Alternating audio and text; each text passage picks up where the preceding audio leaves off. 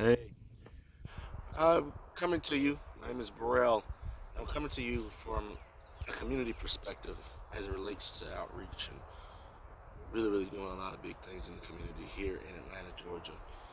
And one of the things that has really been on my heart is the current situation as it relates to um, us, this coronavirus, and how it's caused a social outcry, panic because of this pandemic. Um, to me, there is no separation between this current pandemic and the fact that, if you think about it, that majority of companies are about to close down and be bankrupt. And here it is, a bunch of companies have since laid people off because of the current pandemic here in the country.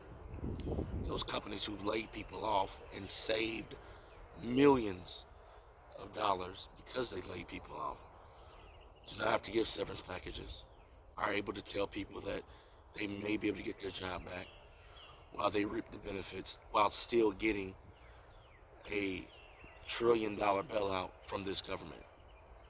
And these United States who seemingly seem to rob us in front of our eyes and give us the consolation prize of a stimulus package that would entail hurt majority of Americans rather than actually help them in the long run. So then what do you say to this? What do we do to this in this situation? Outside of believe in God and trust, I say to you, the biggest thing is that we have to come together. We have to come together. We have to fight for what it is we believe in. And while fighting for what we believe in, we also have to make sure that we're standing up to those who seemingly seem to ignore, oppress, and mistreat us. How then do we do this? We do this by coming together. We do this by causing coalition. We do this by standing up against what we seemingly seem to hurt us while also doing exactly what God has called us to do.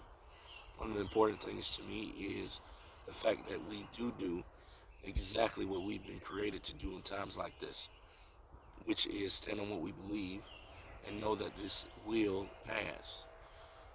And while passing, not be blind to the issues that ail us while helping those who cannot help themselves and coming together stronger.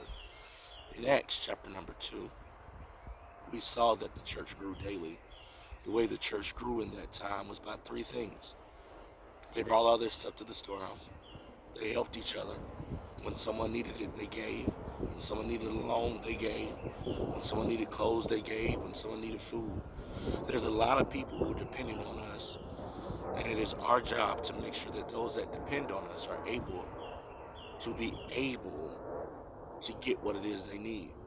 This is not a time to be selfish and lock ourselves in, but this is a time that we, as the people God called us to be, open our doors, open our borders, and be able to help those who we say the United States is there to help.